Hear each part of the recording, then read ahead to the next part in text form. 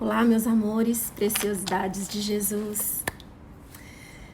Bem de manhã, embora o céu sereno pareça um dia calmo anunciar, vigia e ora o coração pequeno, um temporal pode abrigar. Bem de manhã e sem cessar, vigiar e orar. Um coração pequeno pode abrigar um temporal. Como está seu coração? Pequeno, abrigando um temporal? Muitas vezes os temporais que a gente abriga no nosso pequeno coração tem muito a ver com o fruto das nossas palavras, com as coisas que nós dizemos, com as coisas que nós falamos. Tem uma parte de crente que gosta de falar: a palavra do crente tem poder, nossa palavra tem poder. Já tem uma outra parte que fala assim: quem tem poder é Deus, nós não temos poder nenhum nas palavras. Mas eu quero conversar com vocês o que a Bíblia diz sobre a palavra. E a Bíblia diz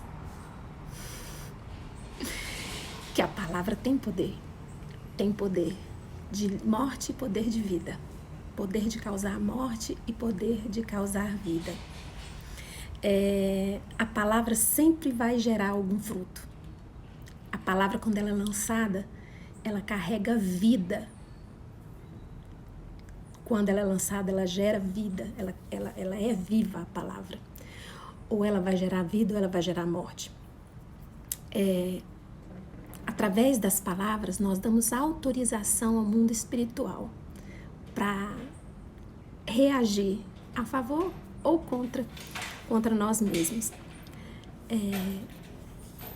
Muitas vezes nós proferimos palavras contra nós mesmos, palavras duras, palavras difíceis, que nós não teríamos coragem de dizer para ninguém. A gente diz para a gente mesmo, né? Quantas vezes a gente diz: eu não presto para nada, sou inútil, tudo que eu faço dá errado, não sei fazer nada. Eu sempre ensinei meus filhos assim. Eu sempre falei: você nunca fala eu não dou conta, eu não consigo. Sempre você diz: eu não dou conta, eu não consigo, ainda.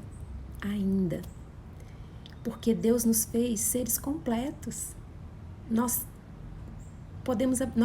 aprendemos desde a hora que a gente nasce até a hora que a gente morre, a gente está aprendendo. Nenhum ser humano consegue saber tudo. Sempre nós vamos estar aprendendo. Então, nós não podemos dar sentenças tão definitivas para as nossas vidas. Eu sou assim, eu não presto, eu sou gordo, eu sou magro demais, ou eu sou doente, ou eu sou não sei o quê. Nós sempre podemos melhorar, nós sempre podemos mudar. E o texto que eu deixei fixado aí é Provérbios 18, 21. A língua tem o poder sobre a vida e a morte. Os que gostam de usá-la comerão do seu fruto. Isso é a Bíblia que está dizendo, não sou eu que estou dizendo. Oi, Luciel, querido, obrigada. É a palavra de Deus que está dizendo sobre que nós vamos comer do fruto das palavras que a gente fala. Nós nos alimentamos daquilo que nós falamos. Quando eu estava lendo esse texto, me veio à cabeça assim: se a pessoa não é uma máquina, todos os seres humanos, se alimentar de alguma coisa estragada, vai passar mal, né? A não ser que você não seja humano. Tem uma história para contar para vocês. Quando eu era criança, a gente sempre fazia tipo um junta-panela. Sempre dava um feriado, a minha igreja fazia um junta-panela. Juntava todo mundo, nós íamos para um lugar que tinha rio, que tinha uma beira do rio, um corguinho, né? Para ter aquela comunhão da igreja. E o pastor orientava para todo mundo, todos nós, cada um levar a comida da família. Que a família fosse comer naquele dia, levava. E aí quando chegava lá, colocava tudo na mesa, e aí as famílias juntavam as panelas. E dava para todo mundo e ainda sobrava bastante. Era muito gostoso, era muito bom. Mas eu me lembro que algumas vezes quando chegava em casa, terminado o passeio, todo mundo tinha diarreia. Todo mundo. E aí, a gente não tinha telefone naquela época, nem internet, gente. Então, assim, na quarta-feira, quando a gente encontrava com o pessoal da igreja, a gente falava, deu diarreia em você? Deu, falava desinteria. Deu desinteria? Deu. Todo mundo teve aquela diarreia. Aí, vai investigar o que era a tal de uma maionese. Então, e assim, era muito quente, então maionese não é uma comida para você levar para a beira do rio, porque maionese estraga muito fácil, né? Hoje não, hoje a gente tem isopor, leva geladeirinha, mas naquela época a gente levava no talo mesmo, assim. E todo mundo que comia daquela maionese passava mal. E tinha um irmãozinho lá que não passou mal, e a gente descobria que era maionese porque aquele irmãozinho tinha comido tudo que todo mundo comeu. Mas aquela maionese ele não tinha comido, então ele não passou mal. E eu me lembro assim que tinha algumas comidas que tinha gosto de gasolina. A gasolina do carro. Gente, não tem mais esses carros assim tão comuns, né? Mas naquela época era Rural, era Belina, era Corcel, era Jeep, Opala. Ai, que mais? Tinha uns carros assim. E eu lembro que ninguém usava cinto de segurança. Meu pai meu pai tinha uma Belina 2, chique, tá, gente? Belina 2.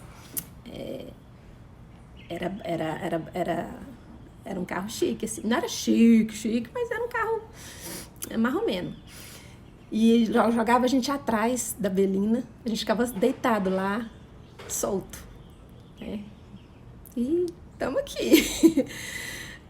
Mas as pessoas não eram tão loucas no volante como são hoje, né? E eu me lembro que as comidas, a comida vinha amarrada num pano de prato, né? E às vezes pegava o gosto da gasolina, né? Eu lembro que quando eu sentia aquele gosto, eu gostava muito de estar junto com a igreja, com os irmãos, aquilo era muito bom. Criança adora essas coisas, né? Mas eu me lembro que eu não sabia de quem que era a comida que tinha aquele gosto de gasolina, aquele gosto ruim, né? E eu perdi a fome, perdi o apetite e senti aquele gosto de gasolina. E a palavra de Deus fala que nós comeremos do fruto das coisas que nós falamos. E muitas vezes as nossas palavras são palavras tão carregadas de morte, né? De coisas ruins, com gosto de gasolina, ou às vezes com gosto de uma maionese estragada. E o nosso corpo, ele vai usufruir disso. O nosso corpo vai sentir tudo que nós falamos, né? As nossas palavras. E as nossas palavras são resultados dos nossos pensamentos. De alguma forma, a gente coloca para fora aquilo que está cheio o nosso coração, né? Lá em Mateus 12:34 diz, a boca fala do que o coração está cheio. E o nosso coração, ele fica cheio das coisas que nós ouvimos e das coisas que nós assistimos. Tem uma história folclórica, eu não sei se eu vou contar direito, mas acho que o importante é a mensagem. Fala da corrida dos sapos. Tinha um sapinho que ele estava todo feliz, que era a primeira corrida dele, e aí começou a corrida dos sapos. E aqueles que eram contra o sapinho falavam que ele não ia dar conta, que ele não ia conseguir, e aquele monte de gente e outros animais estavam correndo junto com a corrida dos sapos. E claro, todo mundo falou, o coelho vai ganhar, o outro vai ganhar, mas o que aconteceu com aquele sapinho? Ele ganhou a corrida. Depois foram descobrir, ele era surdo. Ele não estava ouvindo a torcida falar que ele não ia conseguir, que ele não ia dar conta. E para a gente ter um coração cheio e os nossos pensamentos serem pensamentos poderosos e as nossas palavras terem um poder de vida, nós precisamos ficar surdo para as coisas do mundo. Nós precisamos proteger, nós temos que proteger os nossos ouvidos para proteger a nossa alma. Né? Em Efésios 4:29 fala que nós precisamos transmitir graça, a palavra, né? A graça de Deus, ela só é transmitida por aqueles que carregam a graça. E nós carregamos essa graça. E a nosso jeito de falar, as nossas palavras precisam carregar a graça, precisam levar graça para as pessoas, precisa transmitir graça. E a maior prova de que a palavra tem vida e morte é Jesus. Lá em João 1,14 diz: o Verbo se fez carne e habitou entre nós, cheio de graça e de verdade. Então, a maior prova de que a palavra gera vida é Jesus.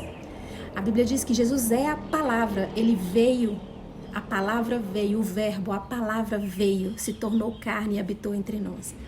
Se nós temos que andar e ser como Jesus aqui no mundo, nós precisamos ser essa palavra de que gera vida nas pessoas, no ambiente, muda as atmosferas quando nós chegamos, e nós temos que transmitir graça e verdade. Nós temos que ser cheios de graça e cheios de verdade. Mas você sabe por que eu tenho observado que tem sido muito complicado nós, os cristãos, transmitirmos vida e graça e verdade? Porque nós estamos tomando a forma do mundo. Nós estamos... Lá em Romanos diz, né, para a gente não tomar a forma, não vos amoldeis a este mundo, né? Mas transformai-vos pela renovação da vossa mente. Então, muitas vezes nós temos tomado a forma, o jeito do mundo. Como que está o mundo hoje? O mundo hoje está assim. Vocês já observaram tanto que está difícil conversar? Qualquer coisa que a gente fala é preconceito, é xenofobia, é homofobia, é muito complicado. E a gente vem de uma geração que tem uma cultura que precisa realmente mudar o jeito de falar. E a gente não sabe falar. Qualquer coisa que a gente fala pode machucar, ofender alguém. Mas sabe o que está acontecendo? Isso são pessoas que não conhecem a Deus. Está acontecendo que dentro da igreja nós estamos com a mesma sensibilidade. Todo mundo muito ferido, sabe? Qualquer coisa sente, sabe? E toma aquilo e é uma cruz aquilo. Outras pessoas, ou alguém diria, isso é mimimi. Mas eu estou dizendo assim, nós que carregamos a graça, a verdade, nós carregamos Jesus, nós somos filhos, nós precisamos ser mais casca grossa. Porque nós somos crucificados com Jesus, o nosso eu. Sabe? E, claro, a gente sente, mas levanta e anda.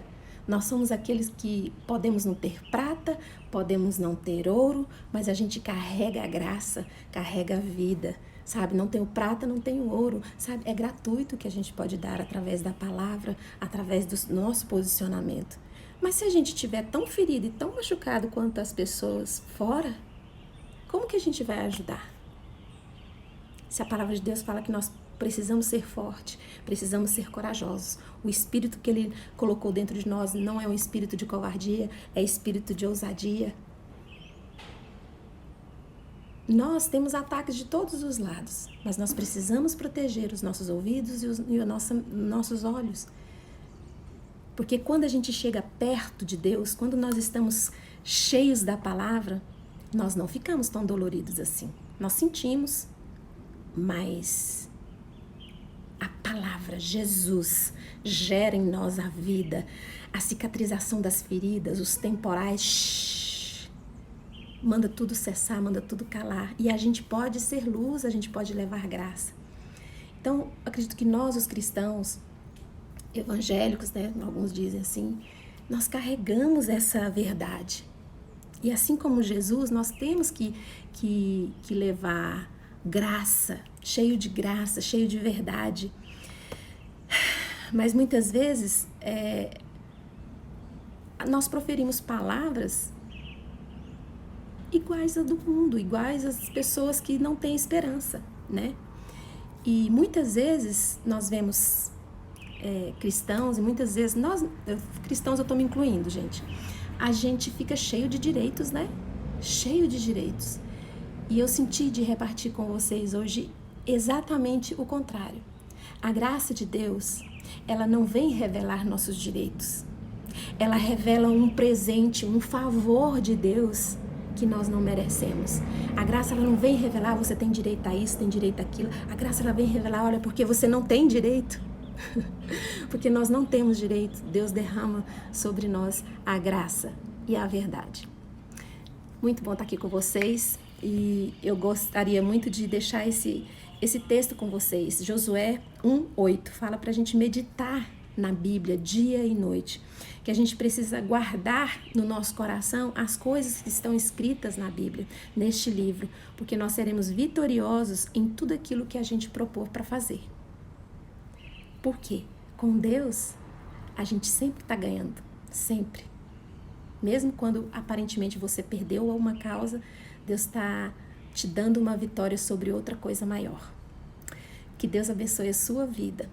Se você gostou de tudo que você ouviu, clica aí no aviãozinho, compartilhe, marque alguém nos comentários que você acredita que precisa ouvir essa palavra e pode salvar também, caso você queira ouvir mais tarde, tá bom? Um beijo. Deus abençoe. Tchau, amor. Acordou agora, olha lá. Obrigada por ter vindo, meu bem. Tchau, tchau.